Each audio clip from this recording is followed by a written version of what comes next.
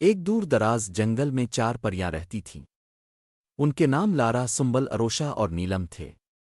یہ پریاں نہ صرف جنگل کی خوبصورتی کی محافظ تھیں بلکہ وہ ایک دوسرے کی بہترین دوست بھی تھیں۔ ان کی دنیا جادوئی تھی جہاں ہر درخت، ہر پھول اور ہر پتا ان کی موجودگی سے جگمگاتا تھا۔ لارا سب سے زیادہ نرمی اور محبت کرنے والی پری تھی۔ اس کی جادوئی طاقت پھولوں کو کھلانے اور جنگل کی ہوا کو خوشبو سے بھرنے میں تھی۔ جب بھی کوئی پھول مرجھا جاتا، لارا اپنی چمکتی ہوئی چھڑی سے اسے پھر سے کھلا دیتی۔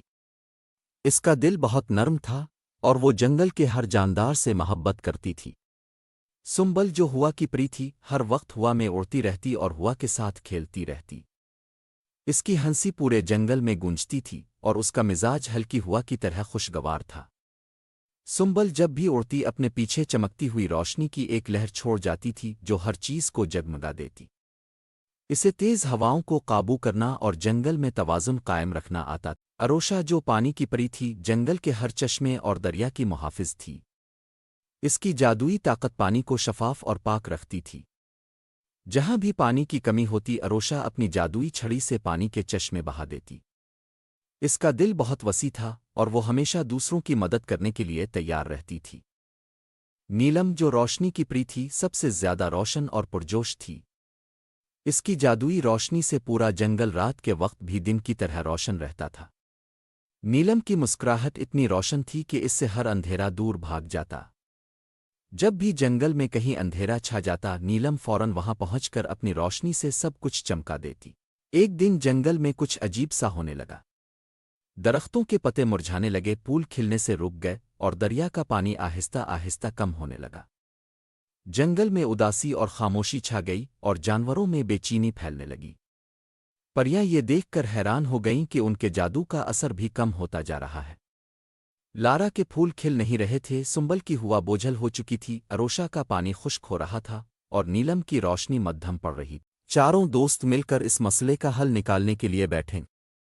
لارا نے کہا، یہ کوئی معمولی بات نہیں، کچھ نہ کچھ تو جنگل کے دل میں ہو رہا ہے۔ ہمیں وہاں جا کر دیکھنا چاہیے۔ سنبل نے فوراً اپنے پروں کو پھیلایا اور بولی، ہاں، ہمیں جلدی کرنی چاہیے۔ ہوا بھی اس تبدیلی سے متاثر ہو رہی ہے۔ اروشا نے سر ہلایا اور کہا، میں نے چشموں میں پانی کی کمی محسوس کی ہے۔ نیلم نے اپنی روشنی کو مزید تیز کیا اور بولی، جو بھی یہ کر رہا ہے ہم اسے روکیں گے۔ ہم جنگل کی محافظ ہیں اور ہم اسے بچا کر رہے۔ پریاں اپنی پوری طاقت کے ساتھ جنگل کے دل کی طرف روانہ ہوئیں۔ جب وہ وہاں پہنچی تو انہیں ایک قدیم درخت کے نیچے ایک چھوٹا سا شیطانی سایہ نظر آیا جو زمین سے کچھ چوس رہا تھا۔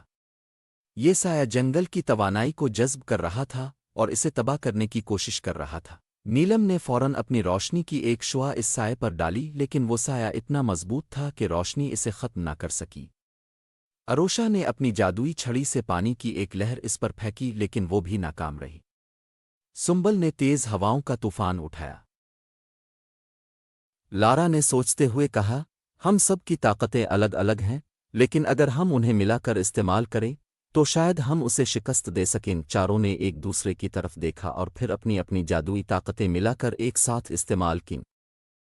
لم نے روشنی کی ایک کرن بھیجی، اروشا نے پانی کا جھونکا چھوڑا، سنبل نے ہوا کو تیز کیا اور لارا نے اپنی جادوئی پھولوں کی خوشبو کو ہوا میں بکھیر دیا۔ ان سب کی طاقتیں جب آپس میں ملیں تو ایک زبردست جادوئی توانائی پیدا ہوئی جس نے اس شیطانی سائے کو جڑ سے اکھاڑ پھینکا۔ جنگل دوبارہ روشن ہو گیا، درختوں کے پتے پھر سے ہرے بھرے ہو گئے اور دریا کا پانی پھر سے بہنے لگا۔ چاروں پریاں ایک دوسرے کے گلے لگ گئیں اور خوشی سے مسکرائیں۔ اس دن کے بعد پریوں نے سیکھا کہ ان کی دوستی اور اتحاد میں کتنی طاقت ہے۔ جب وہ مل کر کام کرتی ہیں تو کوئی بھی مشکل انہیں شکست نہیں دے سکتی۔ جنگل کی زندگی واپس آ گئی اور پریاں اپنی دنیا کو ہمیشہ کی طرح محفوظ اور خوشحال رکھنے کے لیے روزانہ نئے خواب دیکھتی رہیں۔